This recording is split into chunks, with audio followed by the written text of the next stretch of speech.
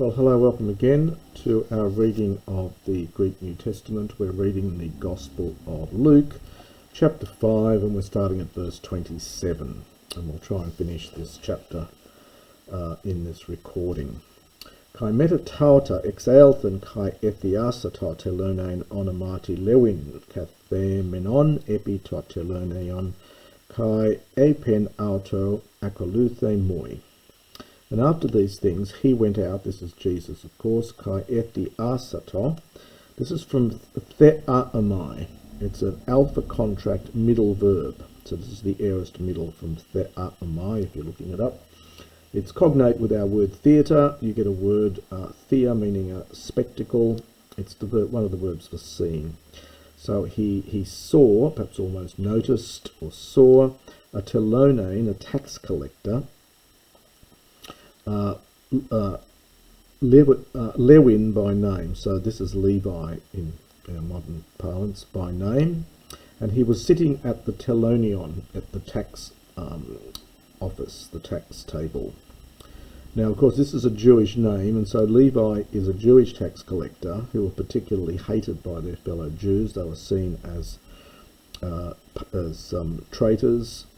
They were collecting tax on behalf of the hated Romans, and so these were particularly disliked characters.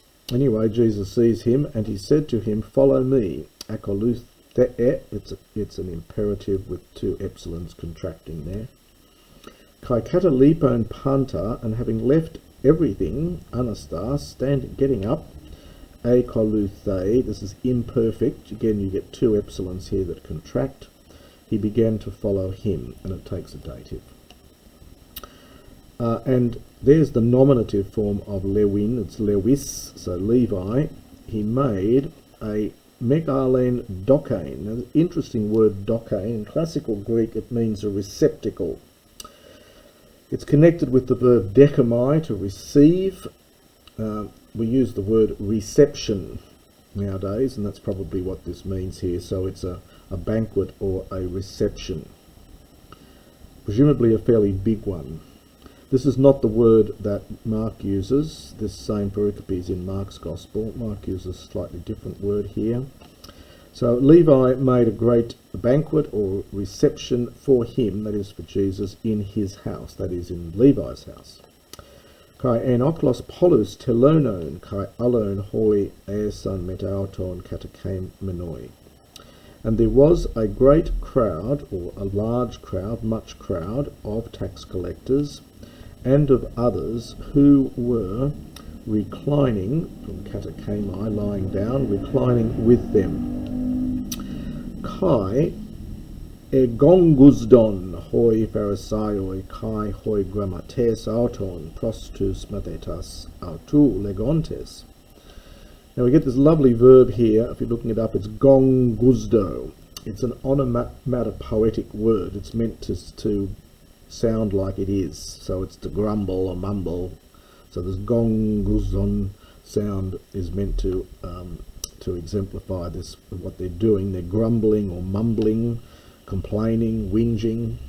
So the Pharisees and their scribes were grumbling pros tus mathetos autu, to his disciples, saying, dia te, why, on account of what thing, so why, metaton telenon kai hamatolan estheate kai pinete, why do you eat, and it's you plural, so why do you disciples eat and drink with tax collectors and sinners? Now, who are the sinners here? Well, they're probably those that don't follow the Jewish laws rigorously, and hence the Pharisees look down upon them as sinners. Kai epokrithes, and having answered, Jesus said to them, U creon ekusi hoi hogi ein nontes iatru ala hoi kakos ekontes. The ones being well, the verb here is hogiaino. We get our word hygiene, of course, connected with this. So those who are well do not have need, krea, of a doctor, an iatros, but those being ill. Echo, plus an adverb behaves like the verb to be, or is translated as though it was the verb to be. Echo plus an adverb. It's a very common idiom in classical and in biblical Greek. And this idiom here is, so it's echo kakos means I am doing poorly, so I'm not well. And we actually say someone is feeling poorly. Doesn't mean they've got any money, it means that they're not feeling very well, and so that idiom comes into English as well. Uk elelatha kalesai dikaius alahamatolus as metanoian. I have not come, perfect from Erchomai, kalesai infinitive to call righteous people, but sinners. And that's all that's in Mark. If you chop it off there, that's exactly what's in Mark. Luke adds es metanoian, to repentance, which is an interesting little addition that Luke puts in as he's building on what Mark has got. The next pericope is about fasting, and again this is in Matthew and Mark. Hoi de epan prosauton, and they said to him, Hoi matheta Ioannu, ne stuusin pukna kai deeses poiunto homoios kai hoi turn pharisaioin ein hoi desoi estheusi kai pinusi. So they then said to him, this is to Jesus, the disciples of John, they fast, ne stuo is the verb here. Now this is actually made up of two bits. It's got ne at the beginning. Ne is an old Greek, an old Indo-European negative. In fact, in Sanskrit, it is the negative. If you want to negate a verb, you put na in front of it. It survives in our word nay, N-A-Y in English, and nicht is connected with it in German. The other root here is estheo, but the theta's been deaspirated. So estheo is to eat. So nestuo is to not eat, and hence fast. Pukna is an adverb, meaning frequently. So the disciples of John frequently fast, and they make dieses, connected with deamai, to ask or request. So they make prayers or requests, homos kai, in the same way also as those of the Pharisees. So the disciples of John, and likewise also the disciples of the Pharisees, they frequently fast and they make prayers or supplications. Hoi desoi estheusi kai pinusi. But your lot, the ones for you, your disciples, they eat and they drink. Hore Jesus epen prosautus, and Jesus said to them, Me dunaste tus huius tu numphonos en ho honumphios met auton estin poiesai ne stusai. This is a little bit tricky here. We've got may with a question. That's expecting the answer no. So surely you are not able, poiesai, to make tous huius, the sons of the bridal chamber, that is the bride, that is the wedding guests.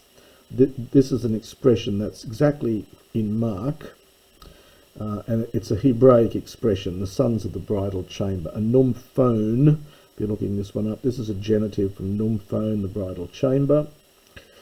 It's a Semitic expression. So, surely you are not able to make the sons of the bridal chamber, that is the wedding guests, to make them neustusai, to fast, infinitive from neustuo, en ho, let us apply chrono here, in the time in which, so we would just say while, hot numphios met auton esti, the bridegroom is with them. Eleusontai de hemerai, days will come, and, or even when, ap arthe, this is from ap and iro, this is the aorist passive, when he is taken ap auton from them, that is the bride, there it is there, the subject, when the bridegroom is taken away from them, from ap iro with alpha iota rho. Tote, at that time, they will fast, en ekanais tais hemerais, in those days. Very close, the wording here is very, very close to what's in Mark. Elegen de kai parabolein pros autus. And he began to say to them a parable. Now, a parable is a roundabout way of saying something. Mark has this as a sort of separate paragraph, and if we're thinking about the way Mark constructs things, this parable up here about the bridegroom and so on and the wedding guests, this parable is all about doing things which are appropriate for the circumstance or the situation. And you can imagine that when Mark was writing his gospel, from which Luke brings all this in, that Mark is thinking, well, were there any other sayings of Jesus, any other parables that were about inappropriate or appropriate behaviour? And he comes up with, in fact, these two. And then Luke pulls them in here as part of his story. Now, if you read the Mark version of this, the Greek's a little bit funny in Mark, and he uses a number of, not slang, but very down-to-earth vocabulary. Luke has tidied things up here. It's a very interesting passage to compare the two, because Luke is tidying up what's in Mark. Udes epiblema apo himatiou kainu, skizdas epibale epihimation palaion. Now, an epiblema is a very vague word. It just means something you throw on top of something else. So it's a patch, P-A-T-C-H. So no one, and we get, there's the verb that goes with it. There's epibalo and epiblema, the same root. So nobody puts a patch, so having cut out a patch, nobody places it, so I forgot this bit here. So nobody, having cut out a patch from an old, from a new garment, places it on an old garment. Nobody, I'll do that again then. So nobody, having cut a patch from a new garment, places it on an old garment. Eideme, notice we've got a nice get here. We don't get too many of those in New Testament Greek, but we get one here. It's not in Mark, but it is in Luke here. I think Mark just says eideme, except, or rather, lest almost. So in other words, if he were to, also he will cut the new. Oh, sorry, the eideme get is otherwise. So otherwise, he will cut the new piece, and the patch, the one from the new piece, does not harmonize, literally here. So does not agree with, doesn't match, doesn't harmonize with the old. So this is a funny little passage here. Mark's version is also complicated, and Luke's tried to improve it.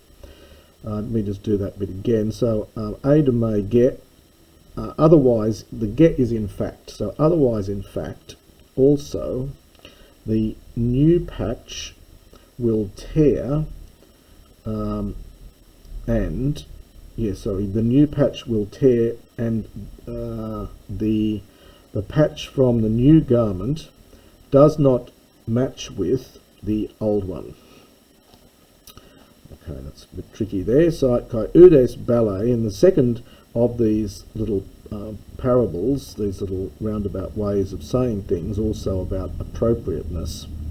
And no one casts oinon net on new wine as ascus palaius, into old wineskins. And we get this eideme get.